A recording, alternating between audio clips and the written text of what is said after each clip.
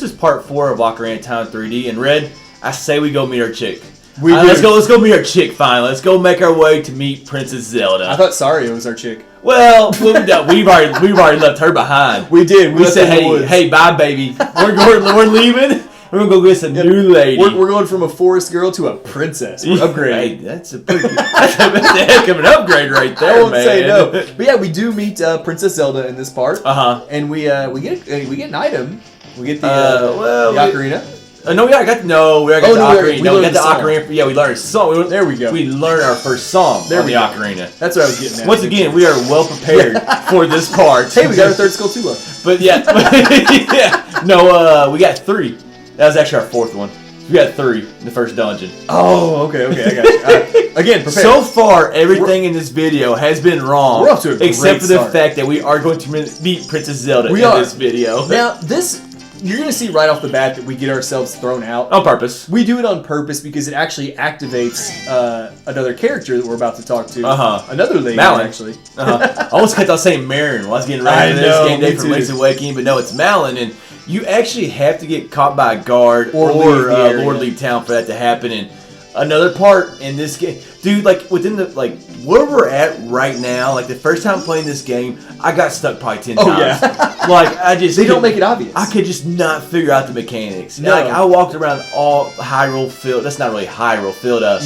Castle. Like the castle field. Castle Field. Oh, this area. Yeah, just like the courtyard. Well, something like that. We get to the courtyard later on. That's so the land before the castle. I just walked around everywhere getting caught by guards nonstop. I think love that image of Death Mountain. Oh, I do too. Like all the way. It kind of looms up. You can see it from the Hyrule Field. You can see it from here. I like how it's something you can see almost all throughout the game.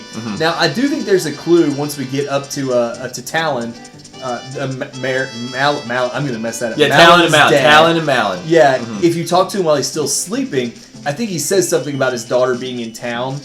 And that's that is true. And that's the only way you you would go back to see her. That's a very good point. Now, I think that path right there is actually cut it very, very close. Like, I know you kind of go, like, in front of 2 guards. Like, those have to be the worst guards I know. ever because how they don't spot you is amazing. It's that green tunic you're wearing. It's camouflage with that grass. Well, that's a good point. The Deku Shield, not so much, but No, not so much. But the tunic, I guess it's not that much camouflage. No, definitely not. Now, if we were maybe crawling along in the grass, it'd be hilarious if like a security guard just standing there looking at you like, is this little kid really think he's fooling me right here? Well, apparently it worked. Yeah, it's true. Now, what I don't really understand is like when we were in Castle Town, or you want to talk about why we had the transition right there? Actually. Oh yeah, go ahead. Oh, okay. Well, I didn't know what I was going to do. I was waiting for you to do it. I was kind of getting there in a roundabout way. Well, hold that thought that you just had. I will. But like the reason we had that transition right there is you actually have to wait till the next day. For the egg to hatch, and we just kind of went and took that out. Because you actually have to wait quite a while. You guys don't want to see that. You're just standing here. It's not too long, but probably if you're just standing, it's something like that. And we don't want to sit here for that. No, I don't want to. I didn't want to stand there while I was recording it. And what I was kind of getting at goes hand in hand with that. I think it was kind of weird that when we're in like the market or a town, like the village later on in the game, time doesn't pass. Yeah, I didn't like that concept at all. But now that we're in here, or this area, time passes normally. Because like I said, it got dusk. What's the point behind that? Like, why would time not move in town but moves everywhere else? That's I don't know why they do it. I don't have a lot of complaints with Ocarina of Time, but that actually is one of them. The only thing I could think of is maybe it was too complex. Like, otherwise, like if it turned into nighttime. It would the sequence, okay, I can see that point. So but you can play characters out at night versus out at daytime. We'll talk about that. There's a song you can play later on to change it. So that it kind of does it instantaneous. But like Hyrule Castle is just looking so huge, and like here we go back to again us being children or not teenagers. Yeah, younger. Yeah, teenagers.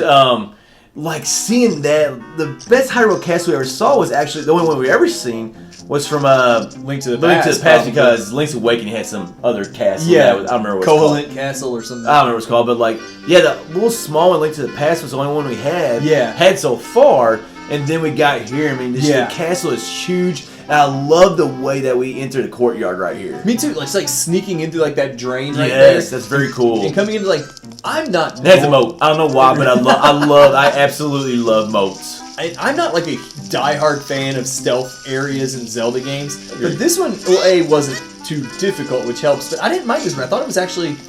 It looks really cool. Being I like how the camera angle changed too. Oh, like me too. It didn't give us a choice to switch around. Like it gave us one angle. Yeah. And then we had to get through it like that. Yeah. And I just like the different, not rooms, but like areas of this courtyard. Like you had statues, you had a fountain, you've got these trees and hedges. I thought they did a good job of making each segment, I guess we'll call it. It looks very beautiful, really. I mean, it looks like a castle courtyard would look. Yeah, and it's not too tough getting through here. It takes a minute or two. Although I got caught while I was practicing. Got caught the first time. We don't really have the best patience. So no, we do not. Like he turned around. We're good. He's far enough. We're good. We can run through there and then nope. Was it right here? No, actually, well, I didn't record. I didn't get caught while I was recording. I got caught while I was, no, I think it was actually one of the very first sections. Oh, that's bad. I just thought that I was good, and nope, I was not. And I like that archway right there, too, before we come into the courtyard. Now, that's a very weird camera angle right there that they show, but like I do kind of like them showing us walking all the way through that arched walkway. Arched walkway, into the actual castle and courtyard. And then here's our girl. At least in this game. Yes. In most games. Well, Zelda's in every game, isn't she? She's not girl. She's not in Majora's Mask. Actually. She's not in Link's Awakening. That's true too. Okay, so in most of the 90% of Zelda is our girl, and it's pretty cool too. She's also had the dreams that we were having, or she had a different dream. Like we were having dreams to start the game, and she tells us that she's had her own dreams, and she thinks it's a prophecy, and that we're the person of prophecy. Which, hey, guess what? Which is how we got in here in the first. Well, actually, we had to go stealth mode to get in here, but. Usually if she would... Now here's the weird thing. Tell the guards. Like, how does she, like... Okay, like, you would think when she would see us, she, like automatically alarmed the guards. Yeah. Because we haven't gave her the stone yet, right? Like... No. Okay, but she saw us... Did she see us exactly in her dreams? She said she saw someone in green. With a fairy. Okay, with a fairy. Okay. So that kind of... Otherwise, you'd be like... Okay, I see it now. Who is this creep in my courtyard? Yeah. I was thinking, like, why would she notify the guards? Okay, see, I thought, like... I was totally wrong. I was totally wrong on all that. Forget it. Well, she goes in and tells us another little bit of the story about the Triforce and how if someone with a righteous heart gets it, they'll have a wish that leads Hyrule to a golden age. But if someone with an evil heart gets it, it'll be consumed by evil. The world will be consumed by evil. And we kind of talked about this a little bit between parts. I really like how they broke up the telling of the story. Agreed.